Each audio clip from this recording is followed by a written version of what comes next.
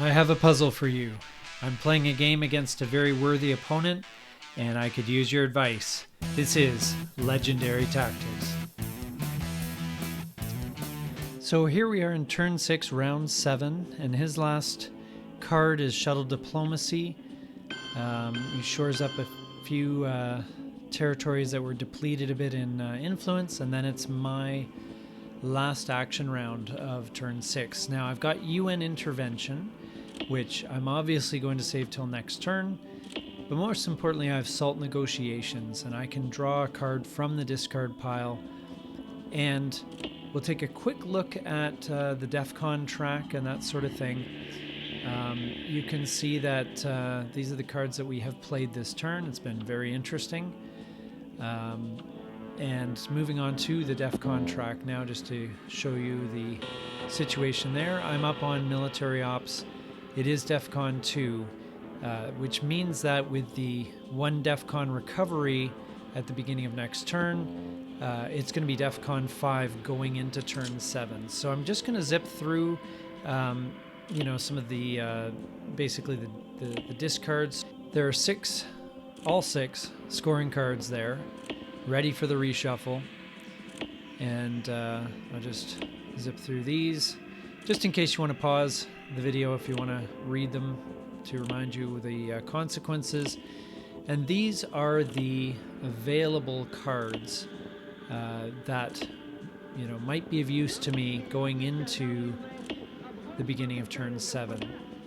And so take a quick glance at these. You can of course pause the video if you'd like to take a longer look if you're newer to the game. For those of you familiar to the game, you can zip right through it, probably just the pictures enough. Now these are all Russian events, so I'll just show you these more quickly. I'm not going to take the Soviet events. I can't think of an instance when I would want to use Salt to draw a Soviet card from the discard pile, but maybe it's happened, who knows. There's a few somewhat interesting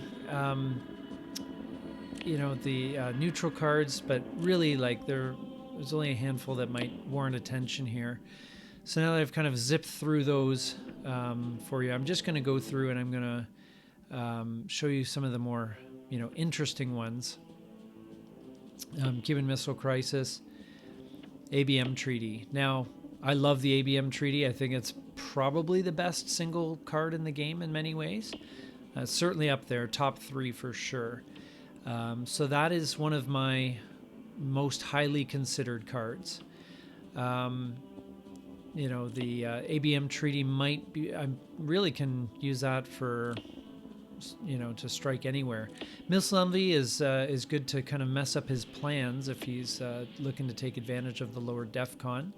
Indo-Pakistani War, I control Iran and India, so that could potentially hit Pakistan hard. It is the luck of the die though, so no guarantees there. The other Marshall Plan still has not been played.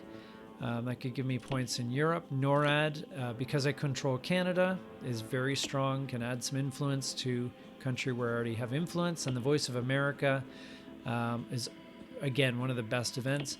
Grain sales to Soviets, a bit of a risk there, but at least you always get some ops. Or I could just choose defectors and cancel his headlines, try and regain some momentum. Colonial Rearguards is also pretty good if I'm trying to break into Africa, which he has done pretty well in. You can kind of see the whole board situation there.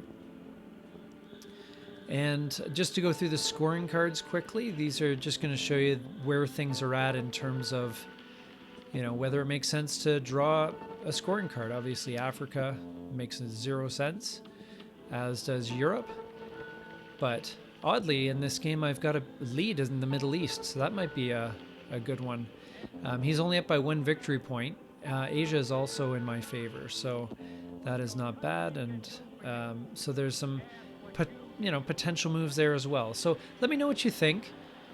It's kind of a situation that could go either way, but I'd love to get your opinion in the comments below. Please like and subscribe. Thanks so much for watching.